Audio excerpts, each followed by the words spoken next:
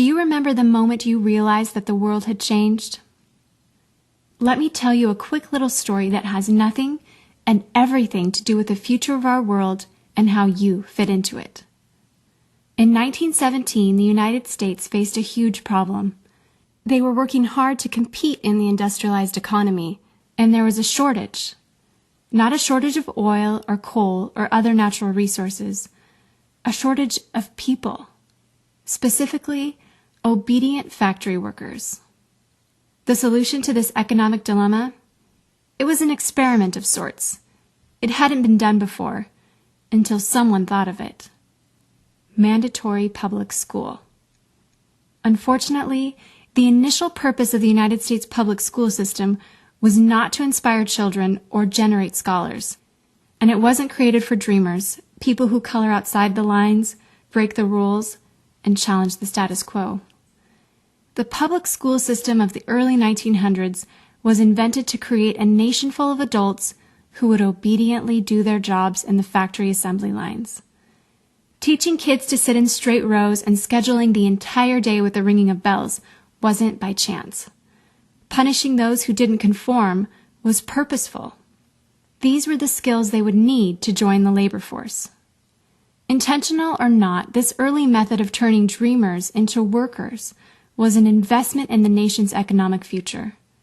And it worked. This then led to several generations of productive, fully employed workers. But it isn't working anymore.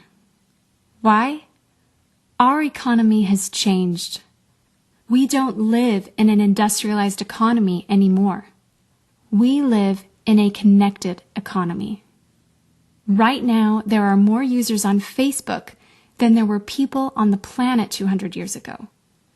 Technology has made it possible for us to connect with people, ideas, and information from anywhere in the world instantaneously. And as a result, our economies have expanded from localized towns and communities to the entire world. We have globalized trade in nearly every way. In the past, the obedient, do-what-you're-told without question people were rewarded for working hard and putting their dreams aside in order to toe the line. They were given well-paying jobs that led to long-term careers. They were guaranteed pensions, benefits, and the promise that they would always be taken care of. And they were. But that promise is gone for most of us today. Even if you have a white-collar job, the majority of white-collar workers are still working in a factory. Instead of operating a sewing machine or welding a widget, they now push pencils, type on keyboards, or process paperwork. It's still factory work because the entire focus of the day is spent on increasing productivity, which leaves little room for creativity, spontaneity, or individuality. The educated, hard-working masses are still doing what they're told, but they're no longer getting what they deserve. Even if you do everything you are told to do today, graduate from high school, go to college, get a degree, work hard in whatever job you can find, if you're lucky enough to find one, you're not guaranteed anything. Companies are being forced to change or die right now. Layoffs happen much more often than job openings appear, and the highest paying jobs are disappearing or heading overseas at an alarming rate. If you have a job where your boss tells you exactly what to do, he or she will always find someone cheaper than you to do it. Did you know that the average length of a job today is about 4.5 years? Contrast that to the 1960s when it was 40 years. The connected economy rewards a different group of people. It rewards the people who see things differently, who don't conform, people who have ideas that no one else has, people who are willing to work hard but know that the old way of doing things is broken. The connected economy rewards you not for being a cog in the wheel of life, but for standing up and reaching out. The connected economy rewards the connectors. Whether it's connecting a person to a person, a business to a business to a product, or a product to a person, those who learn how to connect are the ones who will survive and excel in the connected economy. That is how the world has changed. It's not about to change. It already has. Things are different now, and they're not going back to the way they used to be. Look at Facebook. What's their product? It's you. Your network, your information, your ideas, they all have value. Does Facebook pay you for the money they make selling your information to advertisers? No. But we still use it because we have an innate desire to connect with people. In fact, neuroscientists have found that we are actually hardwired to connect with each other. Some people know how to leverage this innate ability in today's economy, but most don't.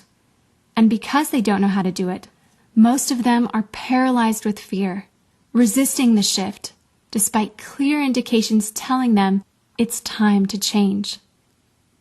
In 1917, a group of people performed an experiment that forever changed the way that we earned a living. The world today is facing another huge problem. We're facing a shortage of our own. Not a shortage of factory workers or consumers. The world has enough of those. We have a shortage today of dreamers and connectors. And so, we're holding our own little experiment. And you happen to be the subject of it. This 8-minute presentation was specifically designed to seek out and find the connectors around us. Those who recognize that we are on the brink of the next economic revolution, who are ready to thrive in the connected economy, and who are searching for the best way to do it.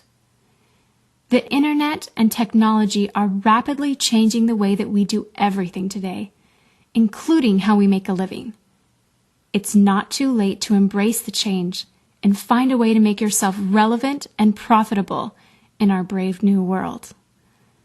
And that's why we've invited you here today.